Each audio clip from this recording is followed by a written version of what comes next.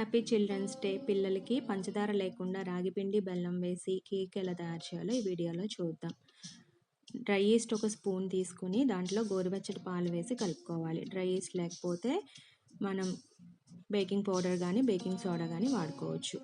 దాంట్లోనే ఒక కప్పు గోధుమ పిండి, ఒక కప్పు మైదా పిండి, ఒక కప్పు రాగి పిండి వేసి కలుపుకోవాలి. దాంట్లో కప్పున్నర వరకు బెల్లం వాటర్ని వేసుకోవాలి. మన టేస్ట్కి తగ్గట్టుగా చూసుకుని కొంచెం ఎక్కువ యాడ్ చేసుకోవచ్చు.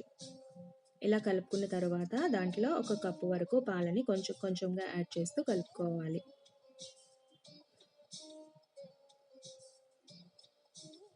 ఒకేసారి పోసేస్తే మొత్తం బ్యాటర్ అనేది పలుచగా అయిపోతుంది కాబట్టి చూసుకుంటూ యాడ్ చేసుకోవాలి.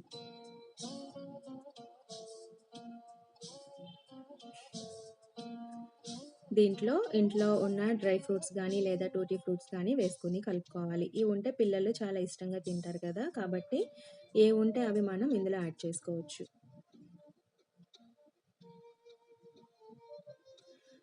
చివరిలో ఒక 2 స్పూన్ల ఆయిల్ వేసుకొని కలుపుకోవాలి. ఎక్కువ ఆయిల్ వేయట్లేదు, ఒక 2 స్పూన్లు వేసి కలుపుకుంటే కొంచెం కేక్ అనేది టెక్స్చర్ బాగుంటుంది. మూత పెట్టి ఒక 10 నిమిషాల పాటు వదిలేయాలి. తర్వాత ఒక గిన్నె తీసుకొని అందులో నీళ్లు పోసి ఒక చిన్న స్టాండ్ పెట్టుకొని మూత పెట్టి నీళ్ళనే వేడెక్కనివ్వాలి. ఈలోగా కేక్ టిన్ కానీ ఇలా కాస్త అడుగు మందంగా ఉన్న గిన్నె కానీ తీసుకొని ఆయిల్ అప్లై చేసి పైన పొడిపిండి చల్లుకొని ఈ విధంగా మొత్తం అంతా పట్టేటట్టుగా మనం ప్రిపేర్ చేసుకోవాలి. ఎక్స్ట్రా ఉన్న పిండిని తీసేసి అందులో మనం ప్రిపేర్ చేసుకున్న బ్యాటర్ని వేసుకోవాలి. గిన్నెను ఒకసారి ట్యాప్ చేసుకుంటే ఎయిర్ బబుల్స్ అనేవి ఉండకుండా ఉంటాయి. నీళ్ళు వేడెక్కిన తర్వాత ఈ కేక్ని అందులో పెట్టుకుని మనం 30 నుంచి 35 నిమిషాల పాటు మీడియం ఫ్లేమ్ మీద ఉడికించుకోవాలి. పైన ఇలా టూటీ ఫ్రూట్స్ కూడా జల్లుకుంటే బాగుంటుంది. మధ్య మధ్యలో ఒకసారి చెక్ చేసుకుంటూ ఉండాలి అయ్యిందో లేదో.